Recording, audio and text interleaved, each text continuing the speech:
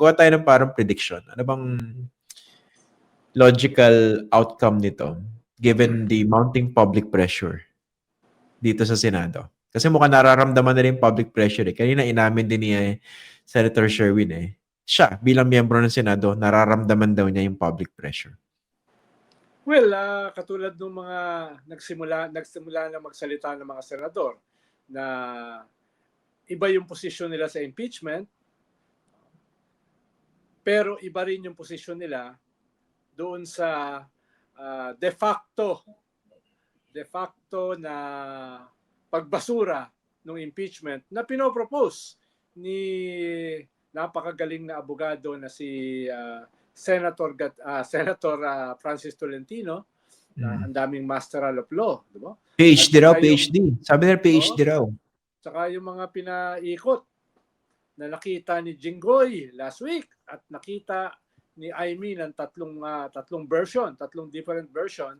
At yung eventually inamin ni Senator Bato na nanggaling sa kanyang opisina at sa kanya yatang staff. No? Kaya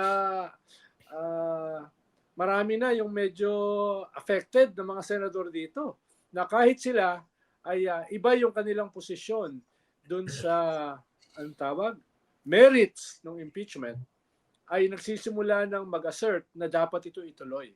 Na hindi ito pwedeng i-reject ng Senado kahit yung plenary. Dahil wala namang kapangyarihan yung plenary na labagin yung konstitusyon. Wala namang batas. Wala naman sa ating konstitusyon yung de facto dismissal nung impeachment.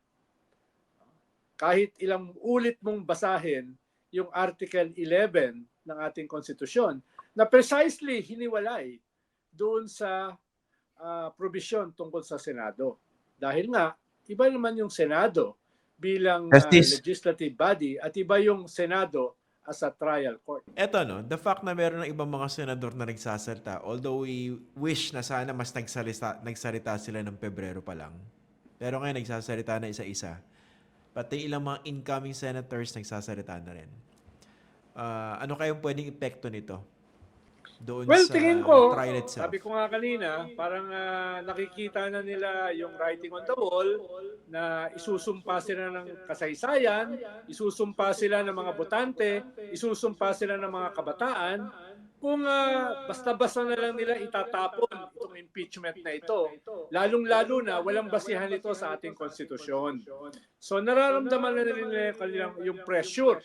Kahit yung iba dyan ay iba yung tono tungkol sa impeachment. Iba kasi yung impeachment, iba yung kanilang posisyon dito sa impeachment, iba yung posisyon nila dito sa pag-reject o pagtapon ng impeachment ng ganun-ganun na lang. At nakikita natin, nagbabago yung balance of forces. At baka mismo yung Senate President at yung Majority Floor Leader na nagko-quote pa ng Jefferson ay makaramdam na sila ay nagsisimulang ma-isolate.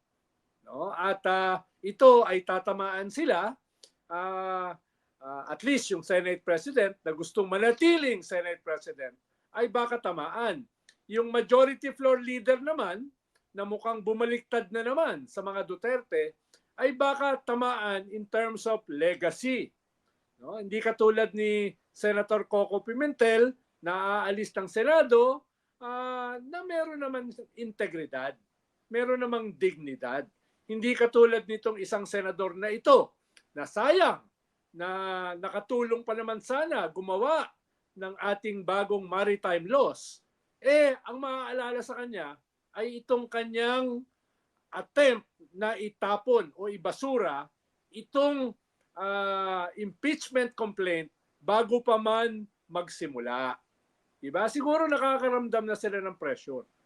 At mismo yung mga Duterte senators ay medyo tumatahimik na. Maliban kay Aimee Marcos na pinload yung idea na siya ay pwede na maging Senate President. Believe ka, di ba? From out of nowhere, pinropose yung sarili niya as Senate President kahit 12 siya sa nakaraang eleksyon, at kahit wala namang sumesegunda. No? Ano kaya yung pakiramdam no? Where do I even begin? Kalaban natin pag-usapan si Amy Marcos kasi medyo mataas na yung blood pressure ko eh. Baka lalong tumaas eh. Hindi, Kay dagdag Tolentino lang. pa lang ang taas na eh. Dagdag lang, dahil siya yung nagsabi na tatlong version nitong de facto dismissal ng impeachment ang nakita niya. Okay. Pero kahit sa anggulo tingnan, hindi sila pwede mag-dismiss ng impeachment case. Wala silang choice. Nakalagay po yan sa Constitution. I-hear nila at desisyonan nila. Okay. At marami ng legal luminaries ang naglalabas ng mga statement tungkol dito. No less than halimbawa si former ICC Judge Raul Pangalangan, na dati ring Dean ng UP Law School. Diba?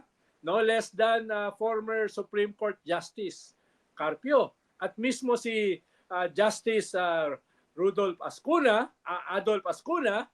at saka yung mga framers ng 87 Constitution, katulad ni Christian Monsod, at yung isang in-interview mo, si Rene Sarmiento. Paano naman makikipag-debate diyan itong mga senador na ito? Ako naman, a part of me believes na magta-trial yan eh. Wala silang choice eh. Lalo, mounting yung public pressure. Pero that only solves the first part of the problem eh. Pangalawa naman, anong klaseng trial yung mangyayari? Kasi kahit sabihin ng iba na nakalagay sa rules nila na dapat impartial yung mga judges, eh nandyan yung mga senador na hindi naman sikreto eh. Talagang pro Duterte yan eh. Diba? So, magandang bandayan din kung ano yung magiging kalidad ng trial kung sakali man mangyari yan. If at all. Kaya Saka hindi kailangan porke ipagpatuloy itong pressure, lalo na sa Lunes, na magsisimula yung mga iba't ibang grupo na magrarally. Diba? Tuloy-tuloy lang yung pressure. Lalo na yung silent majority na nagsisimula ng magingay. Diba? Mababasa mo sa mga comments grabe. No? Grabe. Yung mga kabatch ko sa UST na hindi naman mga political ay karamihan galit sa nangyayari. Dahil hindi naman sila eksperto dito sa pinag-uusapan ng mga batas at mga konstitusyon. Nararamdaman nila na may pambubudol may panlilinlang, may pagtatraidor sa ating konstitusyon. Minsan kasi hindi mo kinakailangan maging masyadong matalino para maramdaman yung mga bagay na yan. At yung mga taong simbahan ay nagsisimula na mag-assert ng moral issue dito. Diba? Hindi lang kasi ito legal, hindi lang kasi ito political. Moral din ito No? Halimbawa, yung Association of Major Religious Superiors of the Philippines, nagsalita na at mukhang sasama sa mga pagkilos next week. Sana yung mga iba pang obispo ay magsalita rin. Pero meron na ako nakita ng mga obispo na bumabanat.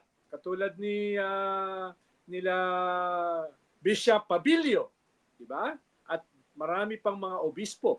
Kaya sana yung buong Catholic Bishops Conference of the Philippines ay magsalita na rin bilang isang grupo, bilang CBCP. Dahil moral din yung issue rito.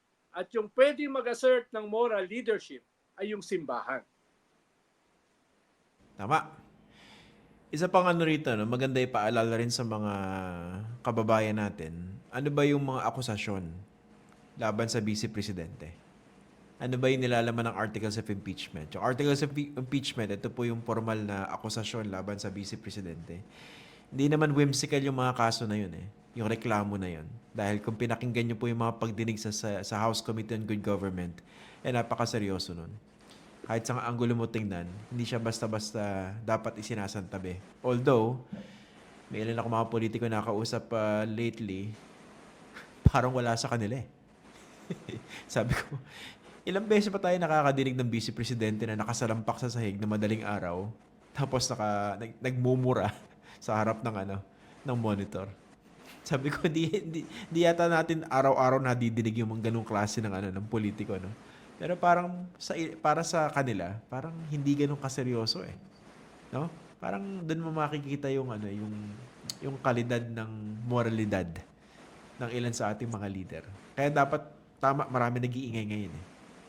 Tama. Hindi naman ganun ka lilinis yung mga naging vice presidente natin. Diba? Hindi naman sila epitome ng innocence, diba? At kabutihan. Pero grabe naman itong vice presidente na ito. Mismo yung main testigo ng ICC, si Las Cañas, ang tawag sa kanya ay Reyna ng Tokhang dahil sa kanya mga ginawa sa Davao. Diba? Tapos mismo, maliban pa sa mga notice of disallowance ng COA, paano mo i-justify yung mga issue sa bilang secretary ng DepEd, bilang head ng opisina ng Vice President, no? Hindi ito mga basta-basta mga issue, impunity ito, no? 'Di ba? At yung kanyang iba pang mga hindi mga maliliit na kasalanan. Sobrang seryoso at sobrang laki nitong mga kasalanan na ito. Lalo na kung totoo yung mga sinasabi ni Senator Sonny Trillanes na yung kanyang bank account ay punong-puno ng mga milyones galing sa mga drug lords at pogo lords. Sana naman hindi totoo. Pero kung gagawin mo yung dismissal ng impeachment, de facto dismissal bago ito magsimula, paano lalabas itong mga katibayan na ito? Bahala na kayo kung gusto nyong i-convict o i-acquit. Pero pabayaan nyo munang lumabas itong mga articles, itong mga complaints, no, dito sa Vice Presidente. Pabayaan mo nang lumabas at diyan kayo humatol kung i-acquit nyo siya o i-convict. Pero bago ko makalimutan, may isa akong issue na nagagalit ako eh. Dahil itong dahilan ni Senate President, kaya daw na-delay o kaya patuloy na delay ay dahil marami silang importanteng bills na kinakailangang pag-usapan at aprubahan. Itong isang importanteng bill na naaprubahan on third and final reading sa House, yung 200 peso wage increase, the first minimum wage increase since 1989. Ano bang sabi niya? Pag-aaralan pa namin eh. Pero mo, yung ganyang klaseng napakahalagang bill, no, na ginagamit ang dahilan para hindi lamang i-delay, kundi isabotahe ang impeachment, pag-aaralan pa daw niya, may possibility pa na hindi rin umabot sa deadline sa June 11, dapat din siyang isumpa ng uring manggagawa. Minsan lang nga magkaroon ng ganyang klaseng legislated minimum wage bill since 1989. Ang sasabihin pa niya ay pag-iisipan pa. Ano ba yan? So hindi lang impeachment ang binababoy ng Senado. Pati itong napakahalagang bill na ito na ginagamit pang excuse para patayin ang impeachment.